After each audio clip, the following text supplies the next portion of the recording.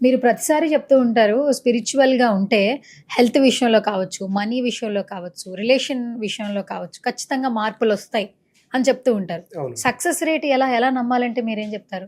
Success rate అంటే చెప్పాం మనం లాస్ట్ మాట్లాడుకున్నాము. థియరీకి, ప్రాక్టికల్‌కి చాలా వ్యత్యాసం ఉంటుంది. హ్మ్.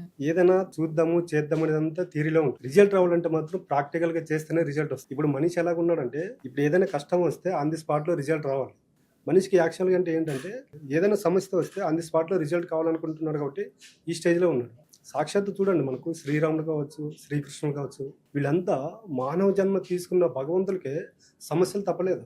కొన్ని సంవత్సరాలు అరణ్యవాసాలు చేశారు. కానీ మనం మాత్రము ఏ సాధన చేయకోకుండా, ఏది చేయకోకుండా, వచ్చిన దాన్ని రిసీవ్ చేసుకోకుండా సమస్యలు తీరాలంటే ఎలా తీరుతాయి? తీరవు. కాబట్టి నేనేం చెప్తున్నానంటే ప్రతి ఒక్క సమస్యకు ఆధ్యాత్మికంలో అనేది పరిష్కారం ఉంది. మనిషి ఏం చేస్తున్నాడంటే ఆధ్యాత్మికం వైపు వెళ్ళడం లేదు. హ్మ్. ఆధ్యాత్మికం వైపు వెళ్తే ఏమవుతుందంటే మనిషికి ఒక స్థాన బలం అనేది వస్తుంది. ప్రతి దాన్ని సాక్షిభూతంగా చూడగలుగుతాడు. ఒకసారి ఏదైనా సమస్యను సాక్షిభూతంగా చూడగలిగాడు అనుకోండి, సమస్యను సమస్యంగా చూడడు. దానికి పరిష్కారం వైపు వెళ్తాడు.